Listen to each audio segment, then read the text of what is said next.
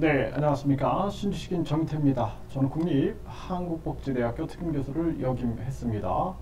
한은이 내년 금리 추가 인상을 시사했습니다. 유엔 충고 들어라, 이 주제로 말씀을 드리겠습니다.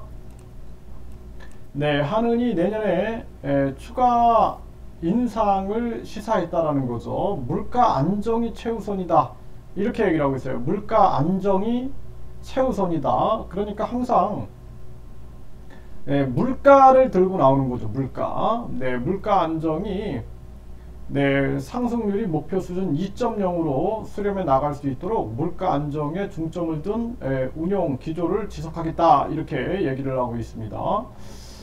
그래서 전에는 뭐 경제 전문가다, 뭐 또 경제 학자다, 뭐 경제 교수다, 뭐 이런 뭐 경제 박사들, 이런 사람들이 나와서 미국하고 금리 차가 벌어지게 되면 한국의 자본이 이탈하게 된다, 이런 얘기들을 되게 많이 했어요.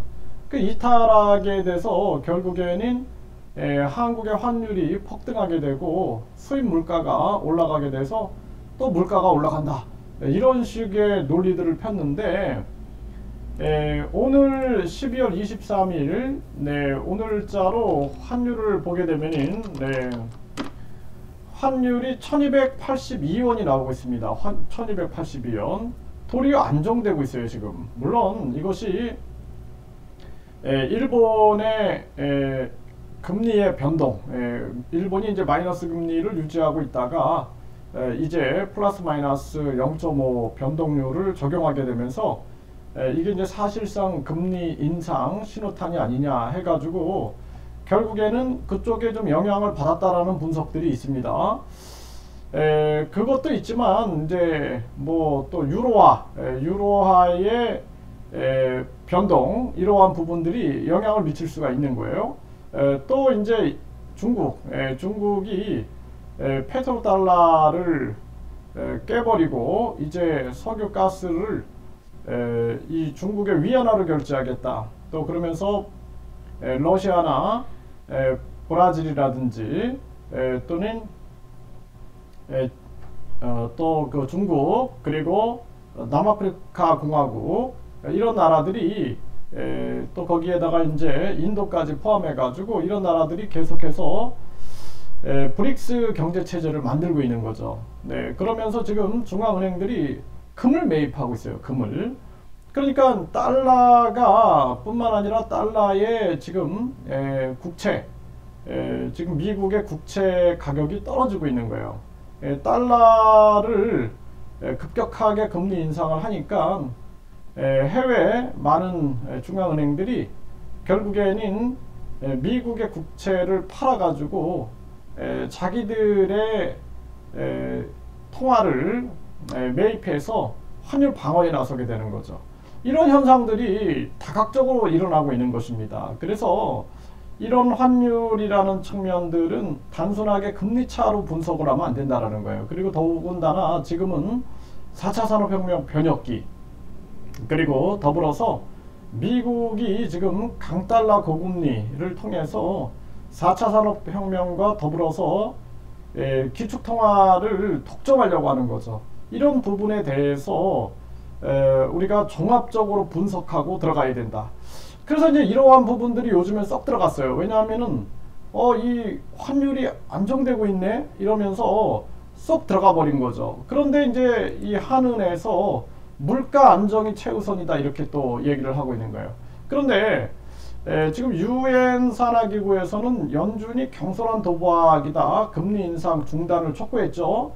그러면서 하는 얘기가 뭐냐면은 파이낸셜 뉴스에서 전하고 있는데, 금리 인상 유엔이 이례적 중단 촉구를 하면서 무슨 얘기를 했냐면은, 지금 이 한국은행 총재 물가 안정이 최우선이다, 이런 얘기를 했는데 유엔 입장은 달라요. 그래서 유엔에서는 무슨 얘기를 하냐면은 이런 얘기를 하는 거예요. 지금 금리를 인상을 시켰는데 왜 지금 수요의 문제가 아니다라는 거예요. 지금 공급의 문제다라는 거예요. 공급의 문제. 그래서 공급 측면의 문제에서 비롯된 것이어서 이 물가 상승이 공급 측면의 문제에서 비롯된 것이어서 수요를 억제하는 금리 인상으로 잡을 수가 없다.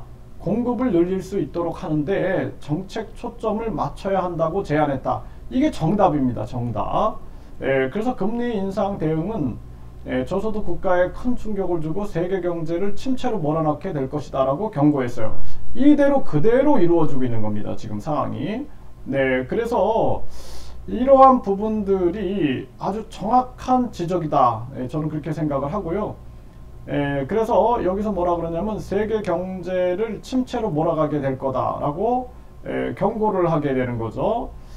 그러면서 대안이 인플레이션을 잡기 위해 금리 인상이 아닌 다른 대안을 제안했다라는 거죠. 에너지 식품 부족을 최소화하는데 거의 아무 역할을 하지 못하는 금리 인상 대신 에너지 업체들에 대한 일회성 횡재세 등을 도입해서 제품 가격이 급격히 오르지 못하도록 직접 통제해야 한다. 이러한 부분들. 그리고 보고서 작성을 책임진 리처드 코줄 라이트는 인터뷰에서 이런 얘기를 한 거예요. 공급 측면의 문제를 왜 수요 측면의 해결 방안으로 풀려고 하느냐. 이는 매우 위험한 접근 방식이다. 네, 이게 굉장히 정확한 말이에요. 공급 측면의 문제를 왜 수요 측면의 해결 방안으로 풀려고 하느냐. 그러니까 지금 공급의 문제이기 때문에 공급으로 풀어야지 왜 수요의 측면, 그러니까 수요가 많이 늘어나가면은 금리 인상을 해가지고 이 물가를 잡게 되는 건데 그런 문제가 아니다라는 거죠. 그러니까 여기서 계속 얘기하는 것이 지금 인플레이션은 공급 측면의 문제에서 비롯된 것이어서 수요를 억제하는 금리 인상으로 잡을 수가 없다. 공급 측면의 문제를 왜 수요 측면의 해결 방안으로 풀려고 하느냐, 이렇게 지적을 하고 있는 것입니다. 이게 정확한 답변입니다. 그래서 이 한은행, 지금 한국은행 이창용은 유엔 충고를 반드시 들어야 된다라는 거예요. 그래서 당장 금리를 내려야 된다. 그것이 우리 가계와 기업, 부동산, 그리고 우리 경제를 살리는 길이다라는 것입니다.